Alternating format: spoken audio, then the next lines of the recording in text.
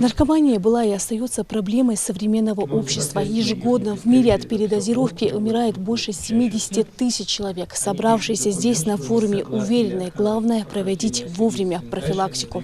Собравшимся здесь, в этом зале, не безразлична судьба подрастающего поколения. Консолидация – один из важнейших способов решить сложившуюся ситуацию с наркоманией. Наркомания приобретает очень серьезный характер. Мы все и в соцсетях, и среди знакомых своих, там, и родственников, все мы видим, наблюдаем картину, которая складывается. Это действительно очень серьезная проблема, которая с каждым днем все больше и больше нарастает. К сожалению, статистика употребляющих запрещенные препараты с каждым годом молодеет. Бороться с пагубным явлением все сложнее.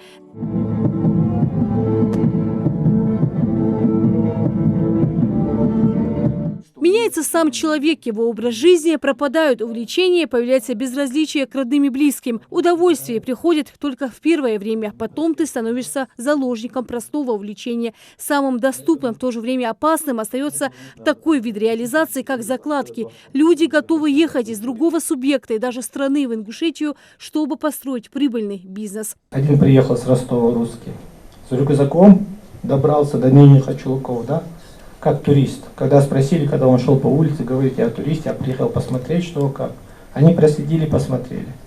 Он закладчик, он приехал положить. Приехал эфиоп, который учится в Ростове, я не знаю, на каком факультете, но он приехал. И когда у него спросили, ты зачем приехал, он говорит, я приехал зарабатывать деньги. О проблеме зависимости Ахмед Газгиреев знает не понаслышке. Сам долгое время боролся с зависимостью, а сейчас помогает наркоманам вернуться к нормальной жизни.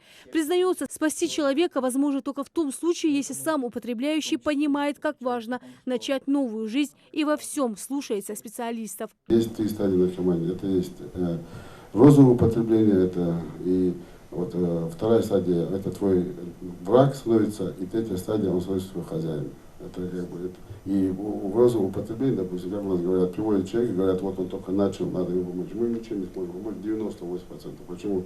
Потому что у него с этим не было никаких проблем. Это его лучший друг, который у него был в истории его жизни. Это все. Это действительно так, я знаю. На форуме именитые ингушские спортсмены. Эти люди своими достижениями показывают, как правильный путь приносит результат. Надо еще больше над этим работать и как бы нам встречаться и как бы разговаривать на эту тему и решать проблему. Конечно же, я думаю, наше руководство как бы все для этого делает, чтобы решить эту проблему. Но я думаю, мы должны все включиться. На таких мероприятиях можно собраться, обсудить и решить, что нам делать,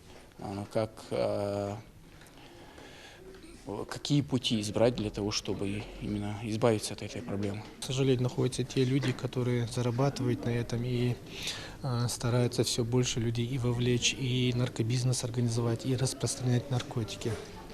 Поэтому вот на таких форумах мы стараемся молодых ребят, вообще население подбивать на то, чтобы они ополчились на наркотизацию, на то, чтобы сопротивлялись навязыванию наркотиков, распространению наркотиков.